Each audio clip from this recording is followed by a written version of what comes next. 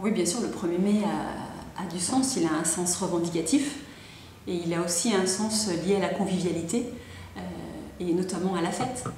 Ce qui perd du sens aujourd'hui, ce qui perd beaucoup de sens aujourd'hui, c'est la question du sens du travail et de la valorisation du travail au travers de la parole des salariés globalement dans le travail et dans le métier.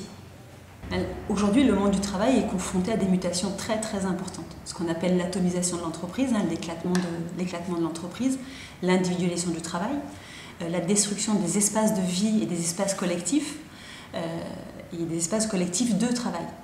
Cette nouvelle organisation du travail, cette mutation du travail très très très profonde qui s'opère, elle isole le travailleur.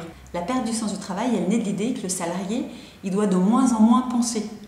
Or, la vraie richesse du travail, elle naît de l'imagination du salarié, de sa capacité à discuter avec ses collègues, de sa capacité à regarder son travail, non pas seulement à partir de l'endroit où lui il est, mais de l'ensemble du collectif de travail.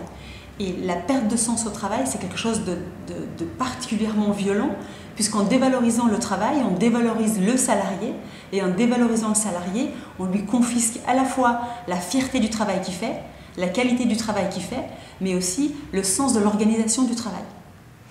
Le syndicalisme a besoin de changer, il a besoin d'évoluer. Il a besoin d'évoluer parce qu'il est dans un contexte qui lui évolue. Et il ne peut pas rester figé, sinon il est condamné à mourir. On a besoin, ce qu'on appelle l'entrée par la porte du travail, de penser le travail à partir de ce que vit le salarié, mais la réalité fait qu'on ne peut pas faire l'économie de s'opposer aux logiques qui visent à priver le salarié de respirer.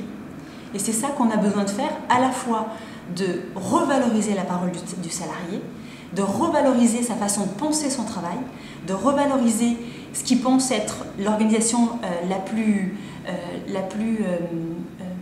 efficace socialement et économiquement pour pouvoir produire, que ce soit produire un soin, produire un produit, voilà, produire une idée, etc. etc., etc.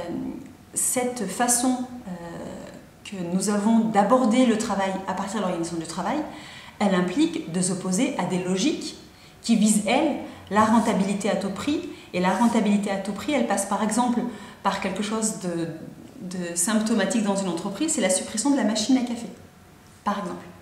Supprimer la machine à café, ça veut dire gagner du temps et rendre le salarié plus efficace. Sauf que toutes les études font la démonstration que les salariés à la machine à café parlent du travail et ils profitent de ce moment-là pour se mettre en réseau. C'est particulièrement enrichissant. On n'est pas en train de dire qu'il faut démultiplier les machines à café.